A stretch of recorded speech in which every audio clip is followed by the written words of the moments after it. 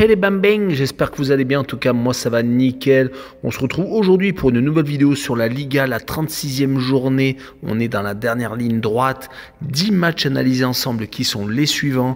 Osasuna contre Mallorca, le Real de Madrid contre Alaves, Gijón contre Villarreal, Séville Cadix, le Rayo Vallecano contre Grenade, le Celta Vigo qui accueille l'Athletic Bilbao, Retafe contre l'Atlético de Madrid, le derby madrilène, Las Palmas contre le Betis de Séville, Almeria contre Barcelone, un choc des extrêmes et enfin la Real Sociedad contre Valence. N'hésitez pas à venir nous rejoindre sur le site VIP, les réseaux sociaux, tout est à l'écran et en description. N'hésitez surtout pas à mettre vos critiques positive ou négative, votre petit pronostic, votre pouce. Et également, rejoignez la communauté. On est en train de tutoyer des 17 600. Merci encore. On jette un coup d'œil sur le classement où le Real de Madrid est déjà champion avec 90 points, 14 points d'avance sur le FC Barcelone qui vient de reprendre la seconde place. Troisième, Gijón, qui est la surprise de cette saison avec 75 points. Quatrième, l'Atlético de Madrid avec 70. Cinquième, l'Athletic Bilbao, le trou est fait, qui n'a que 62 points, donc 8 points de retard sur les Madrilènes. Et sixième, le Betis de Séville avec 55. Les trois relégables sont Cadix, 18e avec 29 points. Ça commence à sentir le roussi. 19e, Grenade avec 21, déjà relégué. Et 20e et dernier, Almeria avec 17 unités. Et on attaque la première rencontre, Osasuna contre Mallorca, le 13e contre le 15e. Il y a 5 points d'écart entre les deux équipes. Mallorca a encore chaud aux fesses. Ils n'ont que 6 points de retard sur la zone de relégation. Ils viennent tout de même de battre Las Palmas lors de la dernière journée, une équipe qui est en chute libre, mais on va y revenir. En tout cas, ils ont stoppé une hémorragie. Cela faisait 6 rencontres qu'ils n'avaient plus gagné, toutes compétitions confondues.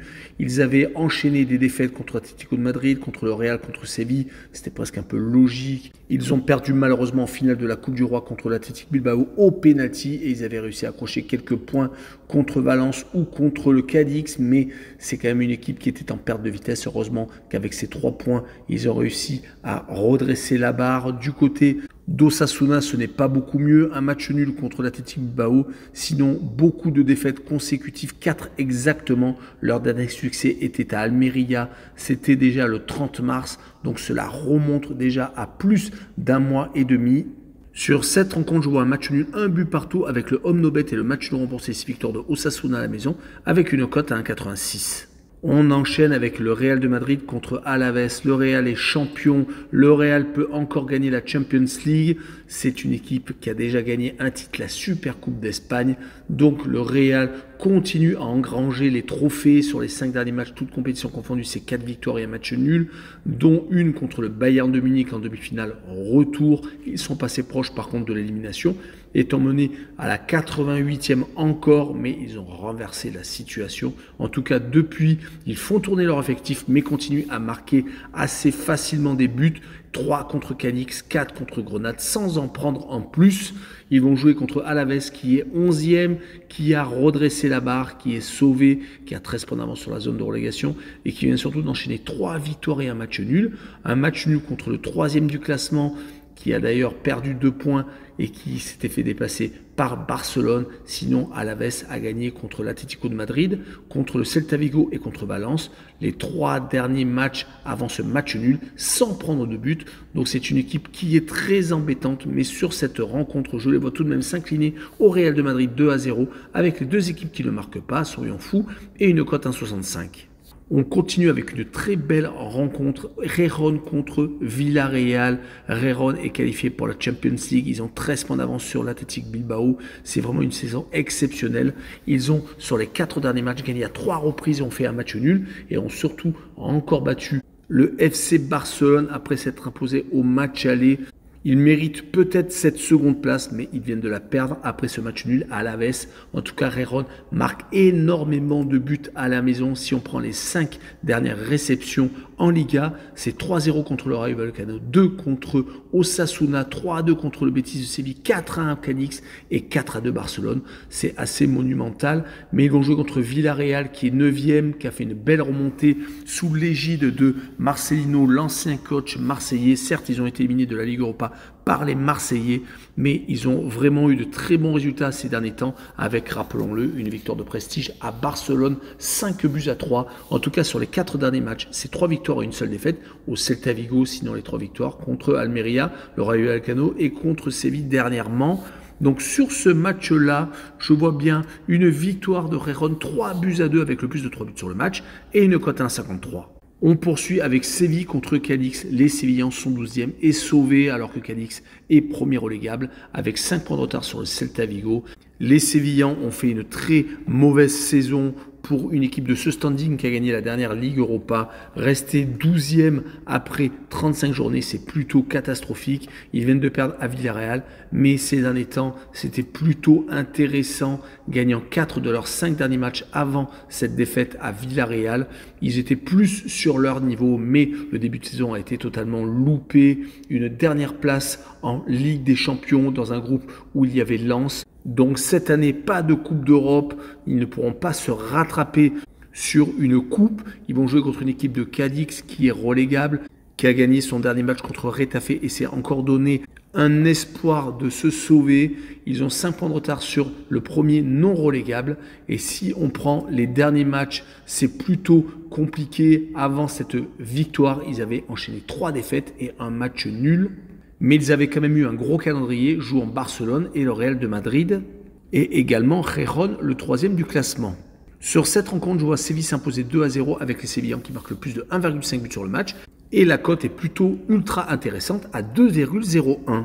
On continue avec le Rayo Vallecano qui joue contre Grenade, une rencontre de bas de tableau, le 16e contre le 19e, 14 points d'écart entre les deux équipes. Grenade est déjà relégué alors que le Rayo Vallecano a 6 points d'avance sur Cadix. Il ne reste plus qu'à mettre un dernier coup de rein, mais le Rayo Vallecano a du mal ces derniers temps. Une seule victoire sur les 5 derniers matchs, 2 matchs nuls et 2 défaites. Mais leur allant offensif est plutôt en berne avec 0 but marqué sur les 3 dernières rencontres. Ils vont jouer contre une équipe de Grenade qui a gagné 2 de ses 3 derniers matchs à la maison contre Alaves et Osasuna, mais ils se sont inclinés le week-end dernier contre le Real de Madrid, sèchement 4-0 à la maison. Ils avaient juste avant perdu en plus 3-0 contre Séville, donc 7 buts encaissés sur les 2 derniers matchs officiels. Ils vont essayer de faire un baron d'honneur pour descendre la tête haute. Mais je verrai une victoire de l'équipe à domicile 1-0 avec le moins de 2,5 buts sur le match et une cote à 1,72. La rencontre suivante est le Celta Vigo contre l'Athletic Bilbao. Le Celta est 17e à 5 points devant la zone de relégation. Ils doivent absolument continuer à jouer comme ils le font ces derniers temps à domicile, car sur les 2 dernières réceptions, c'est 2 victoires contre Las Palmas et Villarreal. Ils sont même sur 4 matchs sans défaite chez eux. Par contre, à l'extérieur, c'est plutôt catastrophique, d'où leur place d'ailleurs de quasi relégable. Une victoire sur les 5 derniers déplacements et beaucoup de buts encaissés. Du côté de l'Athletic Bilbao, ils ont gagné la Coupe du Roi. Ils sont actuellement 5e. En position de barragiste pour la Champions League. Ils ont 7 points d'avance sur le Betis de Séville. Il faudrait prendre quelques points encore pour ne pas être rattrapé. En tout cas, 3 matchs nuls, une victoire et une défaite. C'est plutôt moyen comme rythme actuellement pour une équipe 5e du classement, mais cela suffit pour être européen et peut-être participer à la Champions League la saison prochaine, ce qui serait une première depuis très longtemps.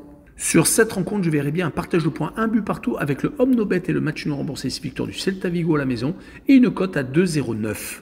On enchaîne avec Retafe contre l'Atlético de Madrid, un derby madrilène, le 10e contre le 4e. Il y a énormément de points d'avance, 27 exactement. Retafe est bien calé au milieu de tableau, il n'a plus rien à espérer, il est déjà sauvé et est beaucoup trop loin des places européennes. Cela se ressent peut-être sur les derniers résultats avec 2 défaites consécutives sans avoir marqué de but contre Cadix et l'Athletic Bilbao. Les 2 équipes qu'ils ont rencontrées avaient un objectif ou la relégation ou les places européennes. Ils avaient pourtant eu une belle période de 3 matchs sans défaite juste avant ces 2 revers. Et ils vont jouer contre l'Atlético de Madrid qui est actuellement 4e, qui n'a plus trop grand chose à espérer, qui peut espérer peut-être croquer une place au classement, mais cela va être compliqué. En tout cas, sur les 3 derniers matchs, c'est 3 victoires contre l'Athletic Bilbao, contre Mallorca et contre le Celta Vigo. Ils restent sérieux jusqu'au bout. Sur ce match-là, je les vois s'imposer à l'extérieur 2-1 et je verrai le plus de 2 buts sur le match et une cote à 1,60. On continue avec Las Palmas contre le Betis de Séville. Las Palmas, comme je l'ai dit un peu plus tôt dans la vidéo, est en roue libre total, 8 défaites consécutives. L'un des promus avait fait un très bon début de saison et était bien calé au milieu de tableau, mais là c'est totalement l'écroulade. Ils ont 8 points d'avance sur la zone de relégation. Cela devrait suffire pour se sauver. Il faudrait une catastrophe totale pour qu'ils descendent. Mais je ne les vois pas faire l'ascenseur. En tout cas, ils vont jouer contre le Betis de Séville qui est en train de finir la saison en trombe, qui après avoir eu une très mauvaise période de 4 défaites consécutives, reste sur 5 matchs sans défaite avec 4 victoires et un match nul. Le match nul était dans le derby sévillan. Par contre, ils viennent de battre le Celta Vigo, Valence, Osasuna et Almeria le dernier. Donc sur ce match-là, je vois bien une victoire du Betis de Séville à l'extérieur 2-0 avec le Betis qui marque le plus de 1,5 but sur le match et une cote à 1,97.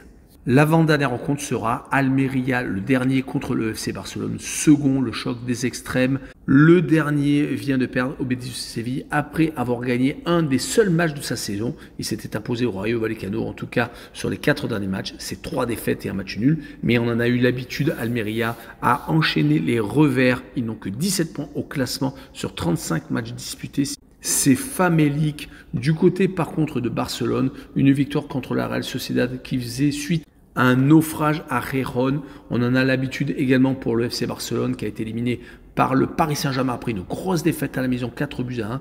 Depuis qu'ils ne jouent pas dans leur Camp Nou, ils ont tendance des fois à totalement s'écrouler. On rappellera que sur les 5 derniers matchs, toutes compétitions confondues, il y a tout de même 3 défaites contre 2 des 3 premiers du classement, le Real et Gijón donc, contre le Paris Saint-Germain, comme je vous l'ai dit. Heureusement qu'ils ont gagné 2 fois à la maison contre Valence et la Real Sociedad. Sinon, on pourrait dire qu'ils finissent vraiment sur les rotules. Sur ce match, je les vois quand même s'imposer chez les derniers 3-1 avec Barcelone qui marque le plus de 2 buts sur le match et une cote à 1,59. On finira avec la Real Sociedad contre Valence. Les Basques sont 7e alors que leur adversaire du soir est 8e. Il y a 6 points d'écart tout de même entre les deux équipes. La Real Sociedad a plutôt des résultats moyens. Une victoire sur les 5 derniers matchs, 2 matchs nuls et 2 défaites. Ils ont perdu contre les 2 plus grosses équipes d'Espagne, le Real de Madrid et le FC Barcelone, sans marquer de but. La saison est peut-être un peu trop longue pour eux qui ont joué la Ligue des Champions. Ils sont même allés jusqu'en 8e de finale et se faisant sortir par les Parisiens. La Real va essayer tout de même de prendre 3 points contre Valence qui a perdu 3 de ses 4 derniers matchs, qui vient de faire match nul à la maison contre le Rayo Vallecano, le 16e du classement. Mais juste avant, ils avaient perdu à 3 reprises, dont 2 fois à la maison contre le Betis et Alaves. Donc la saison se finit plutôt moyennement, mais sur ce match-là, je vois bien un 0-0 entre les deux équipes et le moins de 2,5 buts sur le match avec une cote à 1,67.